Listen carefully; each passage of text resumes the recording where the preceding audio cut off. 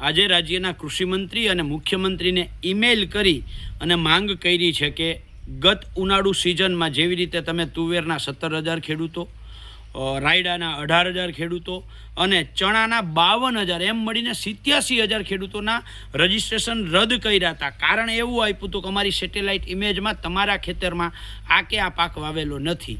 અત્યારે મગફળીનું રજિસ્ટ્રેશન ચાલે છે. રજિસ્ટ્રેશનમાં ખેડૂતે તલાટી મંત્રીનો દાખલો આપ્યો છે. હારે રજિસ્ટ્રેશનમાં ખેડૂતે પોતાનો પાક પણ દર્શાવેલો છે. એટલે કૃષિમંત્રી, મુખ્યમંત્રી શ્રી, આપને અમે ગુજરાતના ખેડૂતો માંગ કરીએ છીએ કે અમે કરાવેલો રજિસ્ટ્રેશનનો પાક, તલાટી કમ મંત્રીએ આપેલો દાખલો, તમારે જે સેટેલાઇટ ઇમેજ લેવાની હોય ઇમેજ લઈ લ્યો અને અમારા ખેતરમાં તમારા રાજ્યના ખેતી નિયામકને મોકલવા હોય તો એને મોકલો, ડીડીઓને મોકલવા હોય તો ડીડીઓને, ટીડીઓને મોકલવા હોય તો ટીડીઓને, ગ્રામસેવકને મોકલવા હોય તો ગ્રામસેવકને, તલાટીને મોકલવો હોય તલાટીને.